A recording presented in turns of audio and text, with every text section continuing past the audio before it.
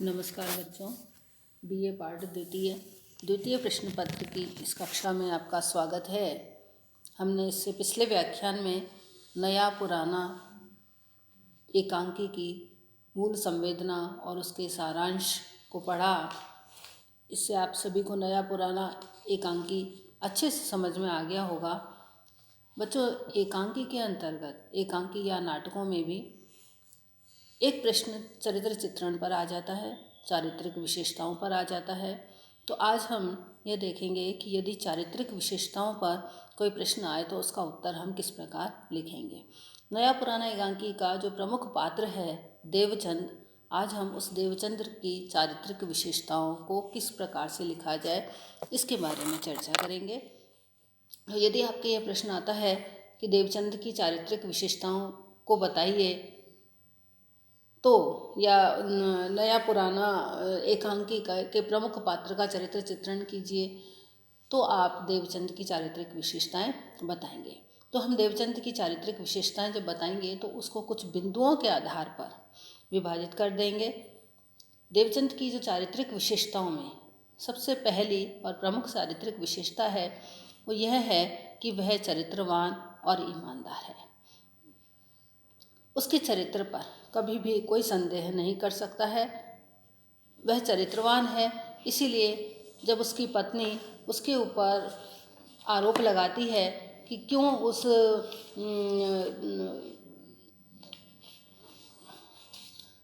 बालिका की माता ने आपके पास में गहने रख दिए, तो वह कहता है कि अपने परिश्रम के बल पर प्राइवेट स्कूल में प्रिंसिपल हूँ मैं, और लगभग 100-150 लड़कियाँ पढ़ रही हैं। उनके परिश्रम और सदाचरण के कारण ही स्कूल में ख्याति उनकी दिन प्रतिदिन बढ़ती जा रही है। और जब चारित्रिक अभियोग उस पर लगाती है तो वो कहता है कि तुमने कभी इस बात को समझने की कोशिश नहीं की कि तुम्हारे सिवा किसी को मैंने जरा सी भी जगह अपने दिल में नहीं दी है। इतनी लड़कियां मेरे यहाँ पढ़ती हैं, दिन प्रतिदिन मेरे स्कूल की ख्याति बढ़ रही है। क्या सोचती हो कि तनिक सी मेरी आँख भी इन लड़कियों की नज़रों से बची रह सकती है। अर्थात यदि उसके मन में किसी के प्रति थोड़ी भी उसकी नीयत खराब होती तो इतनी लड़कियां हैं, कहीं न कहीं किसी न कोई न कोई उस पर आरोप लगा ही सकती थी। लेकिन वह क्योंकि चरित्रवान व्यक्ति था, इसलिए सभी लड़कियां उसे बहुत चाहती थी और उसके प्रति पूरा विश्वास भी रखती थी। इसके अतिरिक्त वह ईमानदार भी था, इसीलिए 60,000 के गहने बिना किसी विशेष कहना चाहिए जान पहचान के, केवल उसकी लिली की माँ ने उसके पास में रख दिए कि उसकी शादी के समय मैं जिससे अच्छी तरह से शादी कर दूँगी, एक अमानत के रूप में रख दिए। तो यहाँ पर हम उसकी चारित्रिक विशेषताओं में सबसे पहली और प्रमुख विशेषता यही ले सकते हैं कि वह चरित्रवान और ईमानदार है। इसके अतिरिक्त देवचंद एक स्पष्ट वक्ता भी है। उसके सामने जब भी कोई समस्या आती है तो वह उसका तुरंत समाधान भी करता है और उसके बारे में इधर उधर की बातें नहीं करके वह किसी को स्पष्ट बात कहने में ही ज़्यादा विश्वास रखता है। जब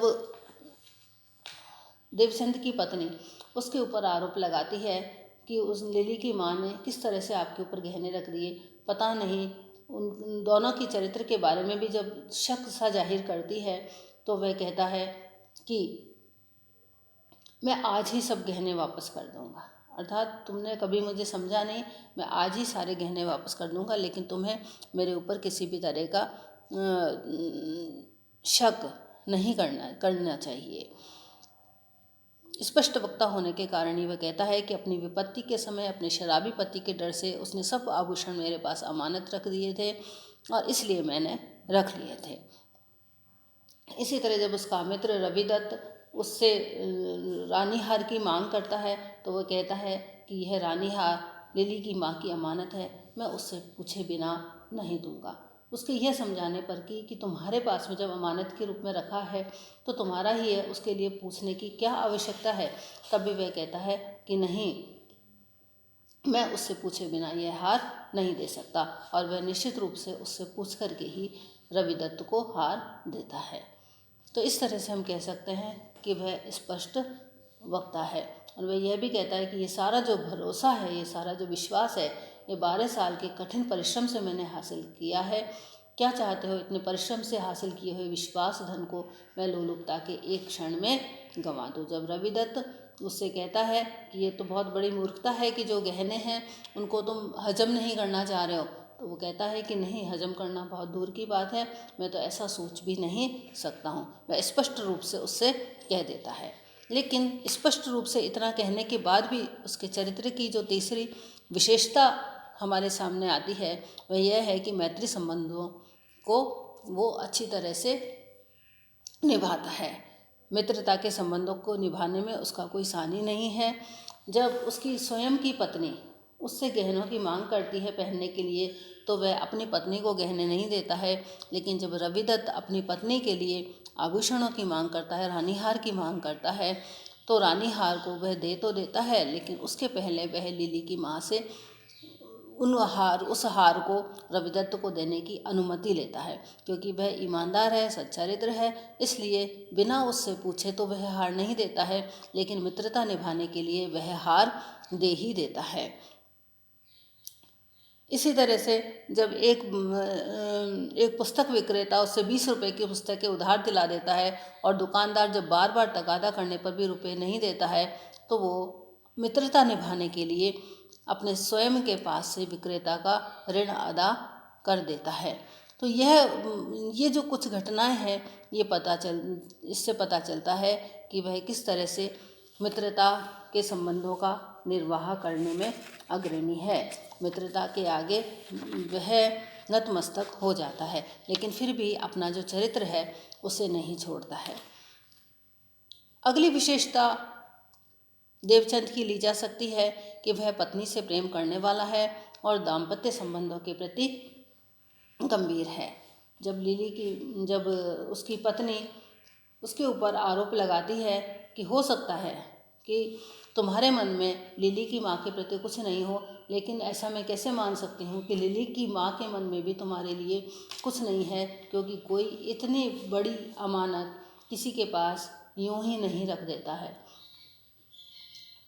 यह बात सुन कर के वो अपनी पत्नी को विश्वास दिलाने के लिए वह कहता है कि मैं ये जो सारे गहने हैं, ये सारे गहने आज ही वापस कर दूंगा। अपनी विपत्ति के समय अपने शराबी पति के डर से उसने सब आभूषण मेरे पास अमानत में रख दिए थे। लिली कल बड़ी हो जाएगी तो मैं उसकी शादी कैसे करूंगी, यह सोच करके कि उस समय तो एक तीली भी नहीं बचेगी, और उसकी बिना विपत्ति को देख करके मैंने यह बोझ अपने कंधों पर लेना स्वीकार कर लिया था। लेकिन मैं आज ही सब कुछ वापस कर दूंगा। और ऊंची भारी आवाज़ में मेरी ओर से कोई सारे के सारे गहने उड़ा कर ले जाए, उसका शराबी पति इन्हें गंवा दे, उड़ा दे, मेरी ओर से लिली का ब्याह न हो, वह निर्दोष भोली भाली लड़की अयोग्य भिखमंगे के हाथ पड़ जाए, मेरी बला से मुझे क्या, मैं आज ही उसके सब गहने वापस कर दूंगा। और ऐसा भी नहीं है कि ये बातें उसने अपनी पत्नी को किसी आवेश में आकर के या क्रोधवश कही है। वह अपनी पत्नी से यह भी कहता है कि तुम मेरी मदद करना प्रतिमा। और निश्चित रूप से उसकी पत्नी उसकी मदद करती है उन गहनों को रविदत्त से लेने में, और वो जो गहने हैं वो लेकर के और उसको वापस लौटाने तक में। तो वो अपने दाम्पत्य संबंधों के प्रति गंभीर है, इसीलिए वह इतना बड़ा कदम उठा लेता है।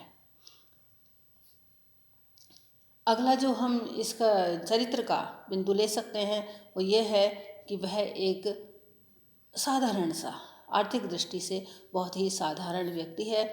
उसके पास आभूषण भी नहीं है, और जब उसकी पत्नी मेले में जाती है तो उसके पास भी कोई बहुत से आभूषण नहीं है, गहने नहीं है, यहाँ तक कि पहनने को कोई बहुत अच्छी सी साड़ी भी नहीं है। प्राइवेट स्कूल का प्रिंसिपल है, लेकिन फिर भी उसके पास बहुत ज़्यादा पैसा नहीं है। और इसके लिए रविदत्त कहता भी है कि रात दिन तुम इस नारकीय स्कूल में झकझक करते रहते हो, मेहनत करते हो, मरते हो, आंखें और दिमाग फोड़ते हो, इस सारे श्रम के बदले में तुम क्या पाते हो? इज्जत और आराम की रोटी भी तुम्हें प्राप्त नहीं, ठीक तरह से खा पी भी तो नहीं सकते। इससे हमें पता चलता है कि उसकी आर्थिक स्थिति कोई बहुत अच्छी नहीं थी। देवचंद की अगली चारित्रिक विशेषता के अंतर्गत हम ले सकते हैं कि वह दृढ़ संकल्प वाला व्यक्ति था। दृढ़ संकल्प का कैसे पता चलता है? दृढ़ संकल्प का इस तरह से पता चलता है कि जब रवि दत्त रानीहार को मांगता है तो उसके यह कहने पर कि रानीहार जब तुम्हारे पास है तो लिली की माँ से पूछने की क्या आवश्यकता है, तुम मुझसे बिना पूछे ही दे दो। वह कहता है कि नहीं, बिना पूछे मैं रानीहार नहीं दे सकता, वह उसकी अमानत है, पूछ कर ही दूंगा। और वह पूछ कर ही उसे रानीहार देता है। जैसे ही वह देखता है कि रवि दत्त रानीहार को हजम कर जाना चाहता है तो वह देवचंद से भी और इसके अतिरिक्त रवि दत्त उसे यह भी समझाता है कि उसे भी उस रानीहार को और आभूषणों को हजम कर लेना चाहिए। और बहुत सी बातें उसके सामने कहता है कि आजकल दुनिया इसी तरह से चलती है, लेकिन देवचंद अपनी ईमानदारी पर दृढ़ रहता है और दृढ़ रहने के कारण वह देवचंद अपनी पत्नी के साथ मिल करके रवि दत्त से हार वापस लेने में सफल हो जाता है और उस हार को लिली की माँ को सौंप करके एक दृढ़